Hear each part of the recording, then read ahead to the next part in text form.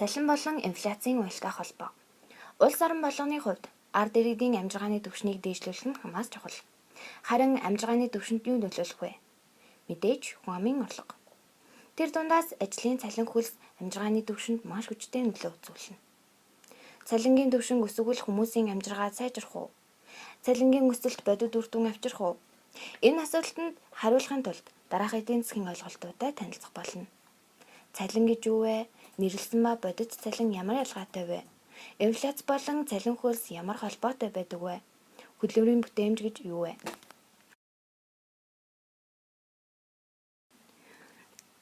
Цалин хөлс бол хүн амын орлогын маш чухал хэсэг юм. Маш энгийнээр тайлбарлахад цалин гэдэг нь тухайн хүн хөдөлмөрийн гэрээгээр хүлээсэн үүргээ биелүүлсэний төлөө ажил олгогчоос мөнгөн хэлбэрээр авч буй төлбөр юм. Цалин хөлсний бүрэлдэхүүнд үндсэн цалин, нэмэгдэл хөлс, шагнал урамшуул зэрэг ордог байна. Хялбарчлахын тулд бүгдээрээ нэг жишээг харцгаая.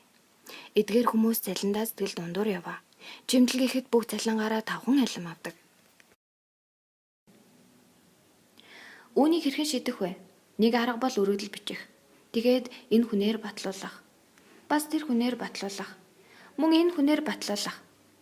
Энэ хооронд асуудлаа шийдвэрлэхийг хүлээж суухаас өөр аргагүй. Тэгтэл асуудлыг хэн шийдэж өгөх нь тодорхойгүй. Хизээ шийдэж өгөх нь тодорхойгүй. Нааштай шийдэх хэсэг нь бүрч тодорхойгүй. Ингээд зөвхөрсний эцэс жагсаалын арга хэмжээнд орох нь хэлбэг. Энэ үед үйлдвэрийн дарга цалингаа нэмэхээр боллоо гэж үзье. Шуудхан 2 дахин нэмчихлээ гэж бодъё. Ажилчид ч баярлаж, төрөвчин ч түнтийн. Тэд сансандаа хүрлээ. Ийхүү нэмэгдэж байгаа цалин бол нэрлсэн цалин юм. Нэрлсэн цалин гэдэг нь тухайн хүн 1 сар 1-7 хоног гэх мэт тодорхой хугацаанд зарцуулсан хөдөлмөрийнхөө төлөө авч буй мөнгөн төлбөрийн дүн юм. Гэхдээ энэ бол төр зургийн хэрэг юм. Ер нь бол компани зардал гаргадаг, орлого олдог, тэдгээрийн зөрүүнээс ашгаа бий болгодог. Тэм болохоор ажилчдын цалинд зарцуулах зардлаа өсгснөөр ашиг нь буурах болно. Энэхүү дарамтнаас гарахын тулд бүтээгдэхүүнийхээ үнийг нэмэхээс өөр аргагүй төрнө. Эргээд харахад ажилчдын амьдрал үнэхээр сайжирч чадсан уу? Үгүй ээ. Чимэд 5 алтан зоосоор 5 алим авдаг байсан бол одоо 10 алтан зоосоор 5 алимаа л авна. Түүний амьдрал дэшилсэнгүү. Яг хэвээрээ. Энэ бүхэн ямар учиртай болов? Цалин нэмсний үр дүнд үнийн өсөлт бий болж мөнгө өнгөйцсөн байна. Өмнө нь 1 алтан зоосоор 1 алим авдаг байсан бол одоо 1 алим авахын тулд 2 алтан зоос төлөх болж байна. Энэ нь бидний мэддгээр инфляц юм. Нэрлсэн цалингийн өсөлт нь инфляц дагуулж байдаг учраас бодит үр дүн авчирч чаддаггүй аж. Цалин болон инфляцийн энэхүү холбоог цалин инфляцийн спираль гэж нэрлэдэг.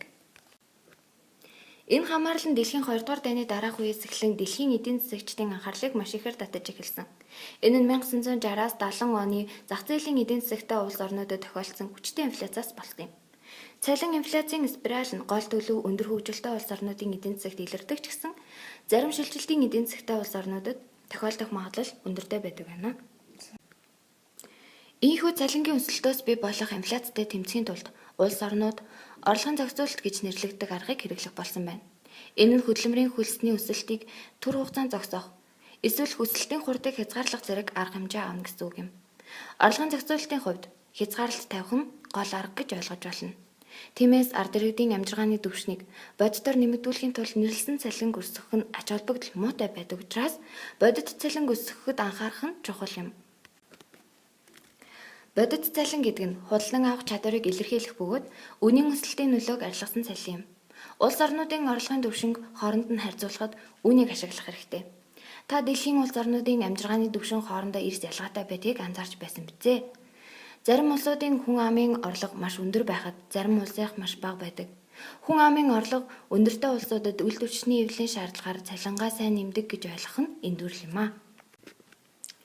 Эдгээр улсуудын хөдөлмөрийн бүтээмж бусад улсынхаагаа бодвол илүү өндөр байдаг учраас орлого нь мөн өндөр байгаа юм а. Тэгвэл хөдөлмөрийн бүтээмж гэж юу вэ? Энэ бол тухайн ажилчин тодорхой хугацаанд гаргасан бүтээгдэхүүн үйлчилгээний хэмжээг илэрхийлэх үзүүлэлт юм. Өөрөөр хэлбэл хөдөлмөрийн бүтээмж нь ажилчин хэр зэрэг үр ашигтай байгааг харуулна. Бодит орлогыг өсгөхийн тулд бүтээмжээ нэмэгдүүлэх шаардлагатай гэсэн үг. Хөдөлмөрийн бүтээмж бол хамгийн чухал гэдгийг мартаж болохгүй. Одоо бүгдээрээ энэ хичээлээр юу сурснаа эргэж санацгаая. Цалин гэж юу вэ?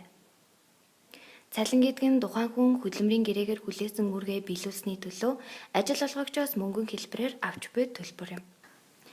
Нэрлсэн ба бодит цалин ямар ялгаатай вэ? Нэрлсэн цалин бол тухайн хүний тодорхой хугацаанд зарцуулсан хөдөлмөрийнхөө төлөө авч буй төлбөрийн мөнгөн дүн бол бодит цалин нь үнээс үнийн өсөлтийн нөлөөг арилгасан үзүүлэлт юм. Инфляц болон цалин хөлс ямар холбоотой байдаг вэ? Нэрлсэн цалин нэмэгдэх нь үйлдвэрлэгчдийн цалингийн зардлыг өсгснөөр ашгийг нь бууруулдаг. Тиймээс үйлдвэрлэгчид энэхүү дарамтнаас гарахын тулд бүтээгдэхүүнийхээ үнийг нэмэхээсээр аргагүй болдог байна. Хөдөлмөрийн бүтээмж гэж юу вэ?